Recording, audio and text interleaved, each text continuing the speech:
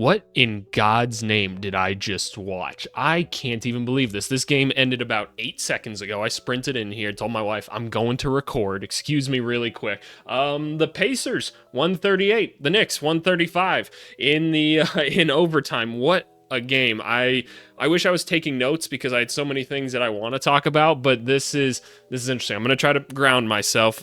Let's just start off with like the obvious stuff, right? Like they put up like Indiana puts up like 20 points with like 2 minutes left. Aaron Nesmith decides to go all Fantastic Four on us. He says, flame on, and just goes on an absolute tear. How many threes did he hit in the fourth quarter? Was it 6 or something like that? I don't know, but as you can see here, Aaron Nesmith just went nuclear for 30 points. It was absolutely insane. The Knicks, I was a little bit confused why they kept having Jalen Brunson bring the ball up the court when they were trapping him so far up the court, and I just felt like they couldn't get into their offense soon enough, and it just kind of kept spiraling and spiraling. Tyrese Halliburton takes one of the craziest like step back twos ever. The ball flies in the air for like what feels like an eternity, comes down in. We think it's a 3. It's not. It's a 2.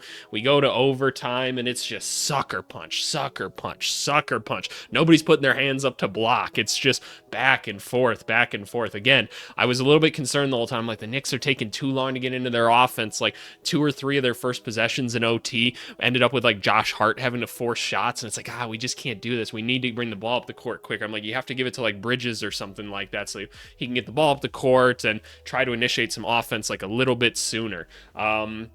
Obviously, a team finally flinches when that OG Anunoby pass goes over to Jalen Brunson. Andrew Nembhard makes an incredible defensive play and tips it off him, and they challenge it. They get the ball back. Just pure insanity. The Knicks get 2 decent enough looks at it to try to tie it, and oh man, the fight and the effort by New York, like awesome. Like I don't think any team or like player played bad in this game.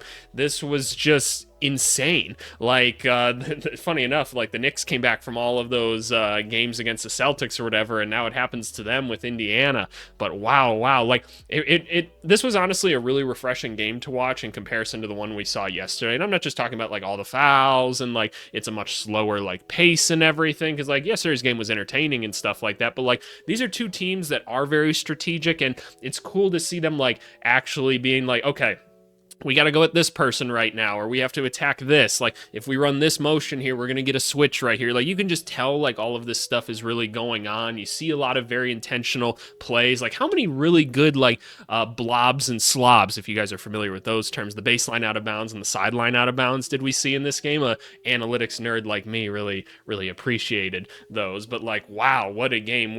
I thought for a second we were going to get a Cameron Payne game tonight. He hit, like, those first couple shots, and I was like, oh, no, it might be happening. It didn't end up happening, but if I can try to contain myself for just a second and all that nonsense, let's talk about everyone. Aaron Nesmith's the Human Torch. Pascal Siakam just felt so consistent the whole game. Miles Turner like had a really good game. I was a little bit confused why they didn't have him in at certain points of the game, but it ended up working out because Obi Toppin was great. Tyrese Halliburton just hats off. How many turnovers did he have in this game? Only 2. 11 assists, 2 turnovers is insane. Like, he was doing so much for them. Andrew Nembhard is just becoming a boss in front of our eyes. It is awesome. Ben Mathurin, he's a little bit goofy out there at times, but I like the aggressiveness. Obi Toppin played a huge role today. TJ McConnell, I'll consistently say I'd love to have 3 TJ McConnells on my team at any given moment. There were some of those times where he was just generating things for this team and just pure will making it happen. Shout out Ben Shepherd, got in the game a little bit to play some defense. Didn't do the greatest at it, but he didn't do bad either. Thomas Bryant did get manhandled quite a bit in this game, but in all fairness, Mitchell Robinson tends to do that to a lot of people, so is what it is. Knicks, again, like, yeah, I don't know what to do about that, man. What did they end up shooting from 3? 40% versus your 32%, 37 3-pointers for the Pacers here, 34 there. That's just it, man. They just got incredibly hot from 3. And I don't know, man, because it's not like you were giving them good shots either. Like they were just hitting tough shot after tough shot. We had a lot of people in the Discord being like, I think the Pacers like sacrificed a goat like in the locker room, like going into the fourth quarter or something like that. Because yeah, there was some interesting calls that the no goaltend against Jalen Brunson was kind of interesting. I believe there was like one other call that was potentially missed though for the other side as well, but that was an interesting one. We had a couple like missed dunks and layups. OG Anunoby like blew a tire at one point. That's like I had that happen to me a lot when I was younger. All of a sudden you try to go up to like punch it and like you just don't take off at all, and you're just like, wait, what the heck happened right here? It's so weird. If I can give the Knicks players some credits, I felt like OG Anunoby was being a really clutch player. He missed the one free throw. That sucks. Josh Hart doing his Josh Hart thing, getting 13 rebounds, 7 assists, only 1 turnover.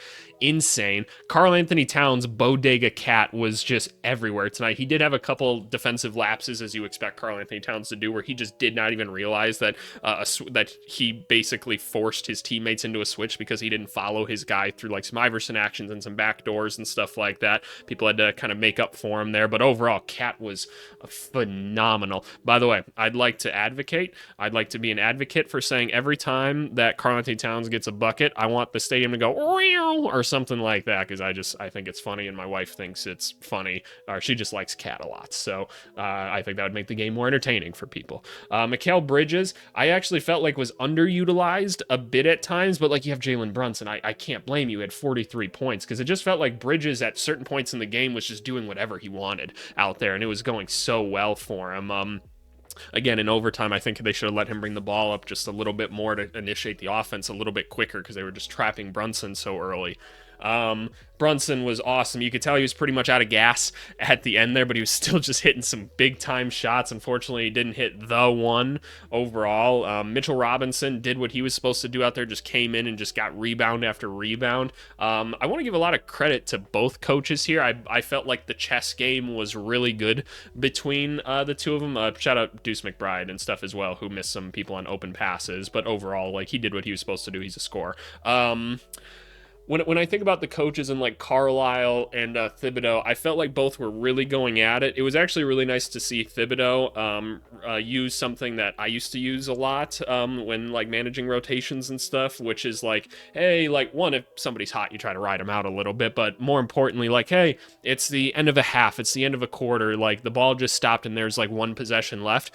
Get some of your guys off the court, put a couple of your guys, like your 9th, 10th man in the bench, which you saw with like DeLon Wright getting into the game for the Knicks, and him being like, hey, I just need a possession out of you, just like don't fuck anything up, go give me a really good possession so that I can get like an extra minute or two of rest for my guys, right? And we don't risk a foul or anything. I feel like not enough coaches take advantage of stuff like that, and I think it's advantageous to do so. So really nice stuff there. Again, I thought the game plans were overall pretty good. Like, I really did. I felt like both teams were getting the looks that they wanted, and they were doing what they were supposed to do. I really thought I was going to come into this video with 2 minutes left. I was telling my wife, I'm like, hey, I'm gonna prep my recording and everything for this video, and I'm like, what am I going to talk about? I'm going to say, well, yeah, no, it's what we figured. The Pacers aren't a very good rebounding team. The Knicks really took advantage of that, and defensively, they just swallowed them up at different points, but Indiana was pretty good offensively overall, but no, Indiana just really heated up. We've been spoiled these playoffs, man. We have. I feel like I could just talk about this. I just want to do like a full film breakdown with everybody and just like talk with everybody about this, but I try to keep these videos short and sweet. Knicks fans, rough. If I could say one thing, they didn't put Timothy Chalamet on TV nearly enough. They only did it once throughout the game, and that's the reason. That's it right there. You need Timothy. He's the key. He's the chosen one. That's it. But no, shit, run it back. You just got to run it back and do it again, and just don't let them go on a nuclear warpath like they did at one point. So easier said than done, right? Easier said than done, but oh man, it is the Eastern Conference Finals. I cannot wait for Game 2. We got Minnesota OKC, where we're probably going to see Minnesota make no coaching adjustments or whatever, and which is going to frustrate me a little bit, but you know, is what it is. Anyway, appreciate you guys as always. Go subscribe. Thank you guys for 5,000 subscribers, by the way. It's very much appreciated. I don't know why I'm on this right now. My YouTube studios, I guess you guys can see that for a second, but no, it's really cool that we crossed 5K. You guys will get a video on Monday talking about it or something like that. But all right, I'm gonna go edit this up. Thanks so much, y'all. Bye.